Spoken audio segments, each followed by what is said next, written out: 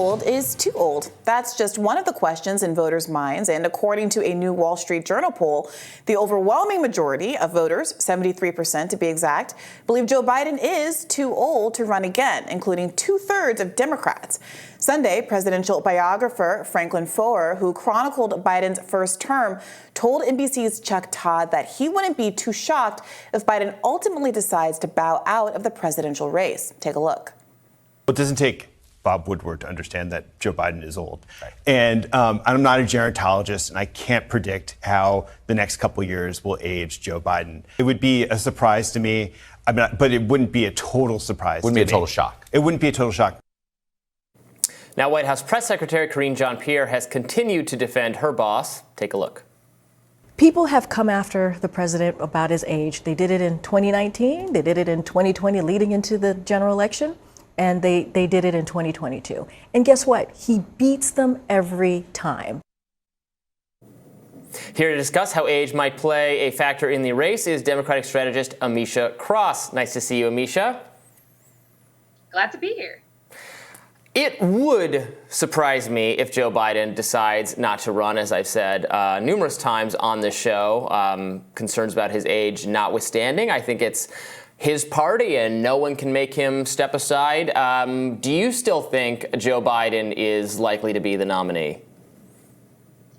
Absolutely. Unless we're, speaking in some alternative universe, there is no way that Joe Biden is not the Democratic nominee. One, he's an incumbent. Two, he has a sizable war chest. On top of that, we have to look to all of the accomplishments he's made while in office. We're talking about the CHIPS Act. We're talking about pharmaceutical drug reduction costs that literally just went into effect a few days ago for some of the most expensive drugs that the nation has ever seen to help take care of seniors who are going to need those medications to live and shouldn't have to choose between paying their rent and being able to afford life-saving medications. So much has happened during the course of this administration, and it would be completely erroneous to think that anyone else would actually be not only a challenge to the current president, but also that he would just step aside. Where in American history has that even happened? I think some people are looking to the fact that most recent polls show that Joe Biden is losing to Donald Trump with or without someone like Cornel West participating in the race. And they say that this is a risk for us. And when you see that even 2/3 of Democratic voters are concerned about his age, I don't know if the question is his record justifying him running again and the power of the incumbency and all of those things that you say are true. The question is, strategically, is it advantageous for the interest of Democrats as a whole to be putting all their eggs in the basket of someone who even the bulk of Democratic voters have some doubts about in terms of his stamina and ability to run a second term? And I would imagine that if someone, an establishment Democrat like, let's say, Gavin Newsom were to get in the race, who would be running on largely the same kind of platform and supporting the accomplishments of Joe Biden, who would simply be making the argument that he's a younger version that has the stamina to debate Donald Trump and also rule for not just 4 more years, but 8 more years. So what do you make of Democrats who are making that kind of a calculation? Is Joe Biden able to assure them, given certain kinds of gaffes, the criticism he's getting for, how he looks and how he moves, and if he's too stiff, and if he, is cognitively capable, how does he push back against that kind of good faith concern coming from his own party? Joe Biden has pushed some of the most sizable legislation in a short order amount of time that we've seen in American history, and that is at his current age. And quite frankly, I find these arguments very interesting just because there's only 3.5 years between him and Donald Trump. Both of these individuals are octogenarians, and both of them are the leaders of their parties. I think what should matter here to voters writ large is more health and physicality than age. We've seen from even members on the right in Congress where age and health actually comes into play. We should focus more on health. What we know is that this president has had a clean bill of health as many times as he's been checked over. We know that he is agile. We know that he can have those conversations, that he is leading and that he is pushing for legislative victories, many of whom he has won while he has been in office.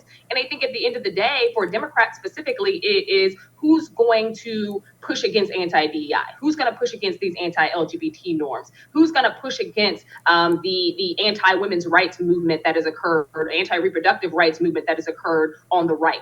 And that person is Joe Biden. Do I think that Gavin Newsom is a strong candidate? Absolutely. And Gavin Newsom will run in 4 years. Democrats knew when they elected Joe Biden 4 years ago that 4 years from then, he, as well as you, I, and Robbie here, we're going to be 4 years older, 4 years from 4 years ago. That's how age works. You don't age in reverse, much to many people's chagrin.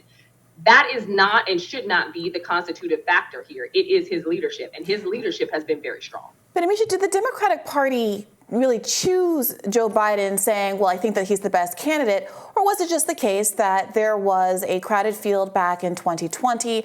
At a certain point, the only one, Joe Biden was consistently ahead throughout the entire primary, but couldn't consolidate more than, the 30-ish% of the vote. Bernie Sanders had another 30-ish% of the vote. They were kind of neck and neck going into the first primary states. Joe Biden lost, 3 of the 4 first state primary or caucus contests. And then after South Carolina winning big, the other moderates dropped out and there was a consolidation behind him.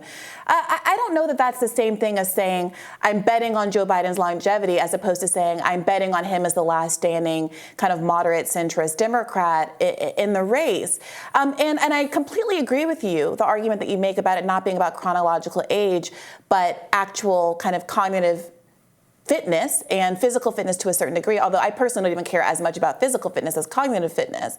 But that is exactly why he's being criticized. And so I'm still just trying to put this kind of more pointed question to you. Strategically, as a Democratic Party, does it make sense to simply ignore the fact that 2/3 of your own voting base is expressing these kinds of concerns, when I think in their eyes it would be just as good for reproductive rights or any of those other policy issues that you listed to have someone like Gavin Newsom or another younger, more, not just younger, but more able, less gaffe prone, more cognizant candidate who isn't going to be as vulnerable to those kind of attacks by the likely opponent, Donald Trump. Joe Biden is going to be the Democratic nominee, full stop. With that being said, he is also going to carry the votes that matter the most in the Democratic Party and the votes that carry the base. That is Black voters, that is younger voters, that is women voters. Those voters came out in heavy droves for him 4 years ago. Those voters will come out again now. The base continues to be the voters who are pushing for the exact policies that Joe Biden supports. Are there others within the party who support these policies? Obviously, that's how they got elected in their districts and across their states. Those people will again launch their efforts 4 years from now to run. I predict that it's going to be a very, very large field come 2028.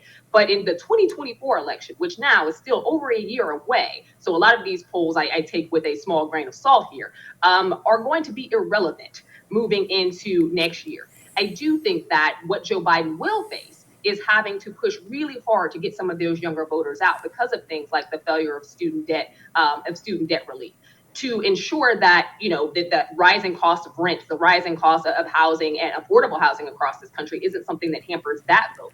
His main concern is going to be working to ensure that those Black voters who made his way possible in South Carolina and those Black voters who made his way possible in the 2020 election come out in similar numbers or higher numbers this go round than they did then, and that he still gets those women and those younger voters. But that how is do you the do only that? hurdle this president actually faces. How do you do that, Ameshia? Because polls have shown there was a 10% decline in Black voter turnout in last year's midterms compared to 2018 midterms. There have been a lot of polls showing that Joe Biden has been bleeding Black support, people saying that they're going to stay home because of a number of disappointments, whether it's George Floyd justice and policing, a failure to pass a minimum wage law, a failure to pass, as you pointed out, a student debt cancellation, and on and on and on. But there are already polls demonstrating that Joe Biden is going to have difficulty with the exact groups that you're pointing to as necessary to his victory.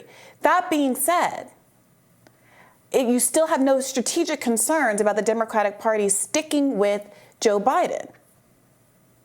Absolutely not. I'm also not a talking piece for the right, so you're not going to hear me repeat the things that are said on right-wing networks. However, I do believe that, again, this president's focus areas are going to be the base that he knows is entrenched with the Democratic Party, and he is going to work to ensure that they get out. Does that mean that he's going to develop stronger messaging strategies and surrogates in the states that have the largest concentration of these individuals? Absolutely. Does that mean that he's going to hammer down on a lot of the policies that he has passed while he's been in office and how they affect those communities specifically? Absolutely. Is he going to bring to bear the voices that matter the most to those communities to be able to, again, offer themselves as surrogates on this campaign trail? Yes. But I do think that it is very sad to argue that these individuals won't come out again. One, we know that Black voters in midterm elections historically have always been of a lower count than they are. But that's not the argument, Ameshia. It's 10% lower comparing midterm to midterm. It was 10% lower last year than it was in 2018. We're comparing apples to apples here. I'm not making prescriptive judgments here. I'm not saying this is what I want to happen. I'm saying that everyone, regardless of what you want the outcome to be and who you want the nominee to be, has to contend with the reality that there is evidence that Black voters and younger voters are not as enthusiastic about Joe Biden, specifically because he has disappointed them by not fulfilling his 2020 campaign promises. And he also no longer has the benefit of running in the middle of a pandemic. Now, some people say we are still in the middle of a pandemic, but Joe Biden himself has said that the pandemic is over. So I still think that we can say things like there will be no primary. We can say things like he's going to be the nominee. You can say those kinds of things affirmatively, but it doesn't get to the question of whether or not there should be a primary, whether or not Joe Biden should be the nominee. And I am not invested in the fate and future of the Democratic Party as it is. I am an independent voter. But someone who is invested in the future of the Democratic Party itself, shouldn't they be engaging substantively in those kind of questions and have a really well-vetted plan to change the reality that we're already seeing manifest, which is that Black voters and young voters in particular have substantial, I would say significant and real reasons to be frustrated with Joe Biden and the Democrats more broadly? They have substantial reasons to be frustrated with a right-leaning Supreme Court that stopped a lot of Joe Biden's processes, specifically around student loan debt, specifically around upending affirmative action, and specifically around eradicating Roe v. Wade.